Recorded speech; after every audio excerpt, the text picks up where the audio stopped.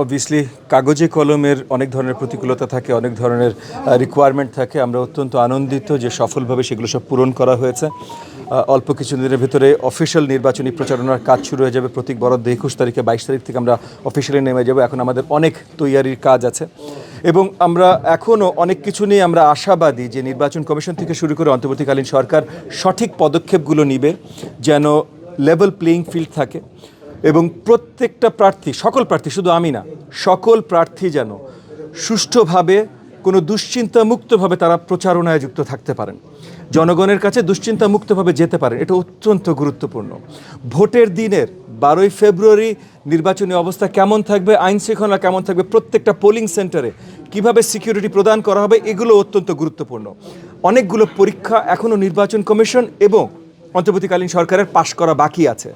আমরা আশা রাখছি তারা পাশ করবেন। পাশ করবার জন্য যতখানি সহযোগিতা আমাদের তরফ থেকে দরকার, বিএনপি রাজনৈতিক দল থেকে দরকার, সব জায়গা থেকে আমরা তাদের পাশে থাকবো, তাদের জন্য কাজ করব। কিন্তু আমরা স্বচ্ছ, সুন্দর একটা ফেয়ার নির্বাচন দেখতে চাই। জীবনের সব আয়োজন এখানে একসাথে।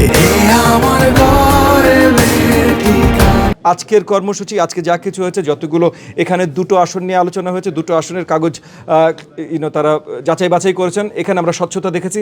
এই ধরনের স্বচ্ছতা আমরা সব জায়গায় দেখতে চাই। একই সাথে ঢাকা 13 আসনে আমার যত প্রতিদ্বন্দ্বীরা আছেন এবং পুরো বাংলাদেশে যারা দাঁড়িয়েছেন, সকলের জন্য শুভকামনা। সবাই যেন সুন্দর সুষ্ঠুভাবে এই নির্বাচনে আমরা প্রতিযোগিতা করতে পারি। সেটা এনডিএমের কার্যকরী সিস্টেমে যা যা হবার কথা সেগুলো হয়ে আছে। এখন আমাদের ফোকাস নির্বাচনে। এখন আর কোনো দলীয় আলোচনা আমাদের নাই, এখন শুধুমাত্র নির্বাচনী আলোচনা। এটা তো আমি এর আগে অনেকবার পরিষ্কার করেছি যে আমার এই নির্বাচনে ধানের শীষ স্ট্র্যাটেজিকভাবে নেওয়ার জন্য যা কিছু করা দরকার সেগুলো আমরা করেছি।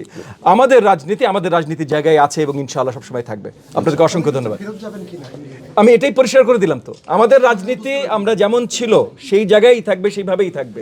কিন্তু এখন হলো সামনের সরকার কিভাবে তৈরি, সরকার পরিচালনা, এবং এই সরকার তৈরি এবং পরিচালনায় আমরা একত্রিত আছি এবং এই সরকার যদি আমরা গঠন করতে পারি সেটা নেতৃত্বে থাকবেন ইনশাআল্লাহ জনাব তারেক রহমান। সো আপাতত এই মুহূর্তে এই সরকারের দিকে আমাদের নজর এবং আমাদের নেতা জনাব তারেক রহমান।